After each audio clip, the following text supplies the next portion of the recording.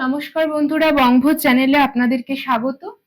আজকে যে রেসিপিটা আমি নিয়ে এসেছি ওটা খুব পুরানো রেসিপি, মানকচুর বাটা। তো মানকচু বাটা বিভিন্ন ভাবে খেয়েছেন, তো আজকে আমি যে একটু অন্যরকম ভাবে করব। এই মানকচুটা একটু কুটকুটে, তাই এটাকে আগে যে কিটকিটে ভাবটা কাটিয়ে তারপর আমি এই বাটাটা করব। তো প্রথমেই বলে রাখি কি কি লাগবে।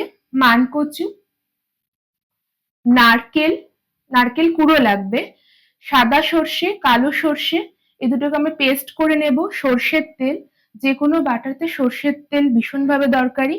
আর এই কিটকিটে ভাবটা কাটানোর জন্য লাগবে হচ্ছে তেঁতুল আর ধনেপাতা, কাঁচা লঙ্কা। এই দুটো হচ্ছে মেন, এই মানকচুর সাথে এই দুটো যাবে। আজকে ধনেপাতা, কাঁচা লঙ্কা দিয়ে মানকচু বাটা, আর একটু পাতি লেবু লাগবে, ব্যাস। আর নুন তো পরিমাণ মতো, স্বাদ মতো লাগবেই। প্রথমেই বলে রাখি এই মানকচুটি খুবই কিটকিটে ছিল। তো প্রথমে যেটা করব, এই মানকচুটাকে আমি ভাপিয়ে নেব, তেঁতুল দিয়ে ভাপিয়ে নেব। মানকচুর কিটকিটে ভাব কমানোর জন্য প্রথমেই কড়াই জল নিয়ে নেব। এই জলে মিশিয়ে দেব কিছুটা তেঁতুল। মানকচু বা ওল যদি কিটকিটে হয়, একটু তেঁতুল দিয়ে দিলে তার কিটকিটে ভাবটা পুরোপুরি চলে যায়। এরপর এই জলটাতে দিয়ে দেবো মানকচুগুলো। মানকচুগুলো ভাপাতে দেব, সেদ্ধ করব না, কিন্তু সেদ্ধ করলে মানকচু বাটার স্বাদ থাকবে না। জাস্ট ভাপিয়ে নেব, তাহলে কিটকিটে ভাবটা চলে যাবে। আর এই ভাপাতে দিয়ে আমি নারকেলটা একটু কুড়িয়ে নিই। সেদ্ধ হয়ে গেলে সেই ওল মানে মানকচু মাখা হয়ে যাবে, বাটা আর হবে না। মানকচু সম্পূর্ণভাবে ভাপানো হয়ে গেছে, এবার গ্যাসটিকে বন্ধ করে দেব, দিয়ে এবার জলটা ঝরিয়ে ভালো করে ধুয়ে নেব। ছোট ছোট ভাগে ভাঙাই আছে, কাটাই আছে, তো এটাকে আমি এবারে গ্রেট করে নেব। মানকচু কোড়ানো হয়ে গেছে, এরপর ধনে পাতাগুলো কুচি কুচি করে কেটে নেব, যাতে আমার বাটতে সুবিধা হয়।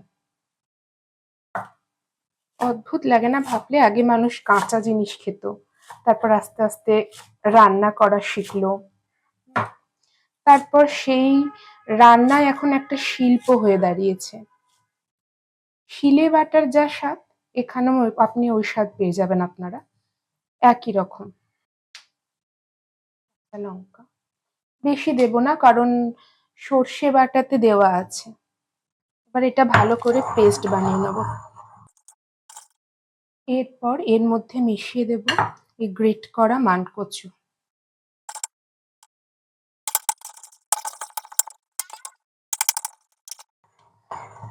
বাটা মোটামুটি কমপ্লিট হয়ে এসছে, এবার তুলে নেব। তেঁতুল দিয়ে ভাপানোর পর কিন্তু হাত একটু কুটকুট করছে না, তাই নিশ্চিন্তে খেতে পারেন। প্রথমে মিশিয়ে দেব নারকেল কুড়ো, তারপর এই যে সাদা সর্ষে আর কালো সর্ষে লঙ্কা দিয়ে বাটা ছিল সেটা মিশিয়ে দেব। এরপর মিশিয়ে দেব নুন স্বাদ মতো, দিয়ে বেশ হাতে করে চটকে মাখবো ভালো করে।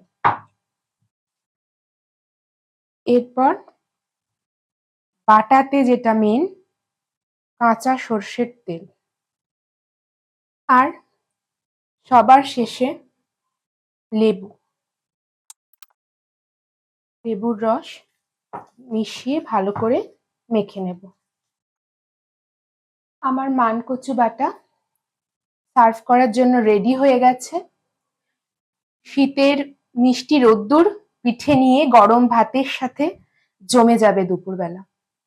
নমস্কার, ভিডিওটি ভালো লাগলে প্লিজ শেয়ার করবেন, সাবস্ক্রাইব করবেন।